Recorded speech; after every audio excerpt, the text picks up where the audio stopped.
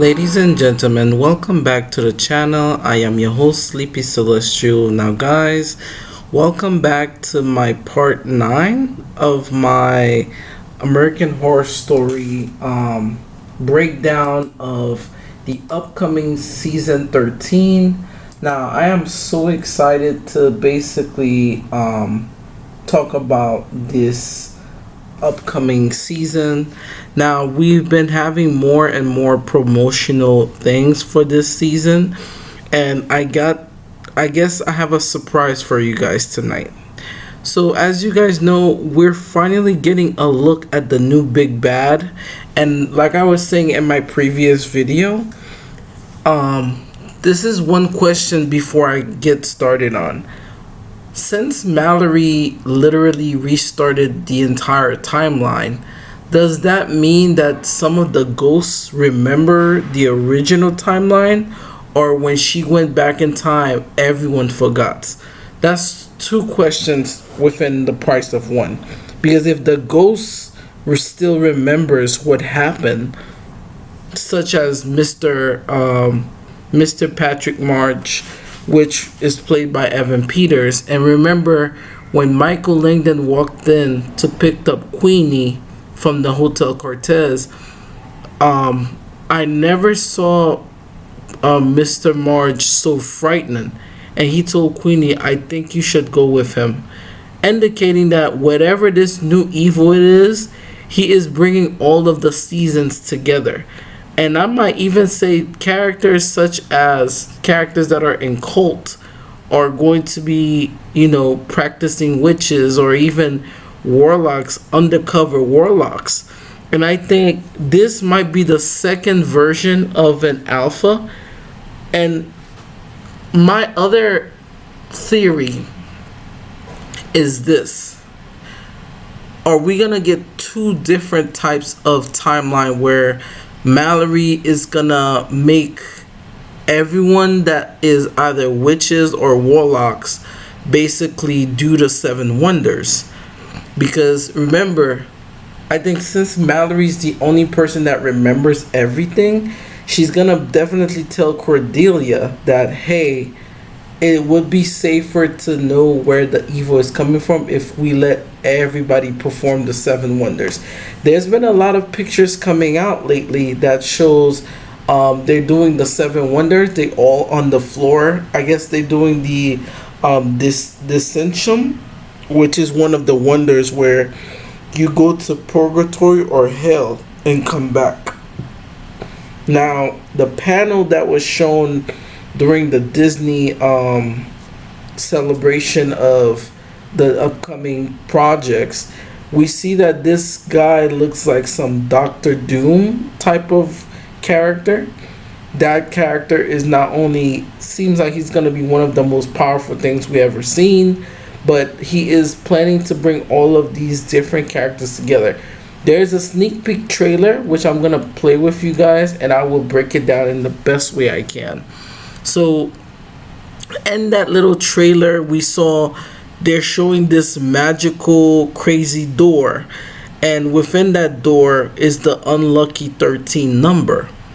As this kind of thing kind of like pans out, we start seeing these hooded, like almost like these demonic monks are going back and forth with it's like a yellow orb, and it's like they're doing a seance. It's like, just like I said in previous videos, I think they're gonna focus on different hell mouths, and that the significant creatures that controls each of those doors, you could even say like some Dante. And I think Ryan Murphy is gonna do his version of Dante's Inferno, and I think that it would be cool that the penthouse is literally like a Dante Inferno. We know that Mary Laveau is coming back. Kathy Bates' character is coming back. Some people have been saying that this could be the start of the first episode, could be a start of another Devil's Night, but this time we see all of the characters showing up at the same time, which is pretty insane.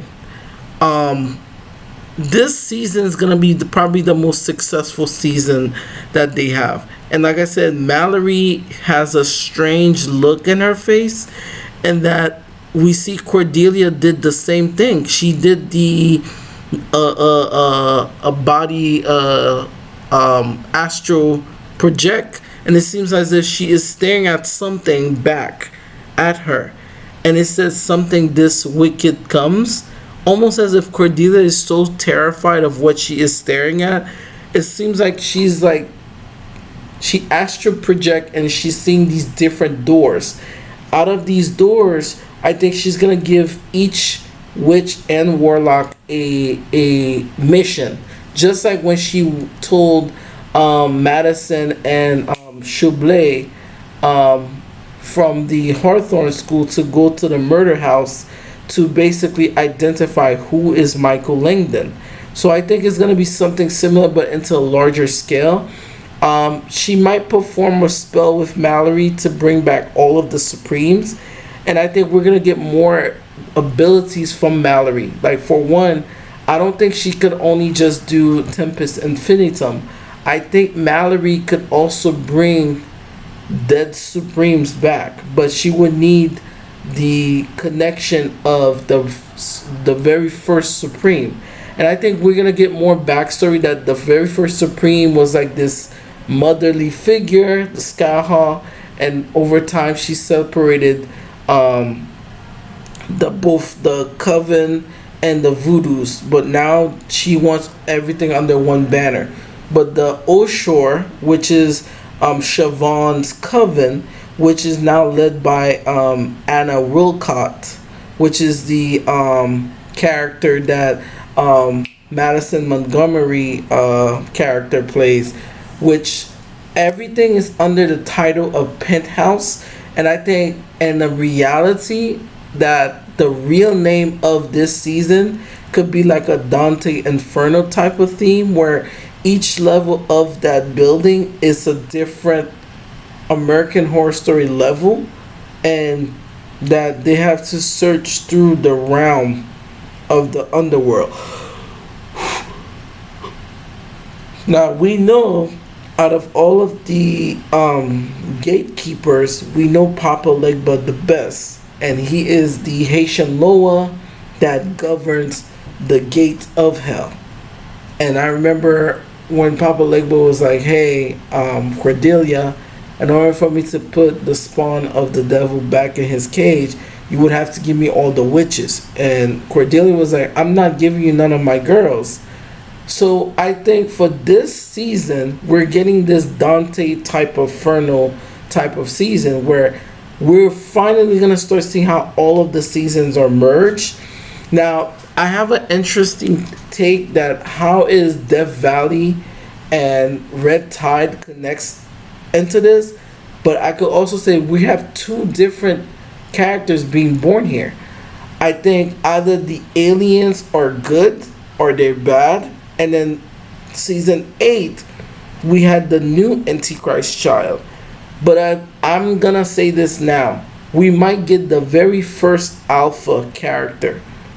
Because if a male performed the 7 wonders, then the alpha will be the guy that the alpha is the one that basically control both parties, the witches and the warlocks, and he is a representation of both because he'll be stronger than a supreme. That was a concept that was introduced during season 8, which I think it was freaking phenomenal. But they say that this is a once in a generation lifetime to see an alpha. Now, I'm not sure what would happen when an alpha is presented and how his power is different from the supreme. Or can the alpha and Skaha, and that's another thing too, and I know I'm going off rails, but what if Skaha, the second supreme that was after her, was a man, right? What if Skaha had a child and the child was a boy, which then we get the legend of why man can't be supremes unless if a supreme birth a child and it's a man, which will make him pretty powerful. Just like Cordelia is one of the only Supremes that is connected to a previous Supreme, which was Fiona, which would make perfect sense if you think about how Cordelia and Fiona are together. But at the same time, if Skaha had a child and it's a man, that will give the correct connection, and how Myrtle Snow said that, that was a fairy tale of, she was named all of the greats of people, of men that invented things. And she said that, it's a fairy tale for men to never be supremes. It's a legend. But I think every legend is based on some truth.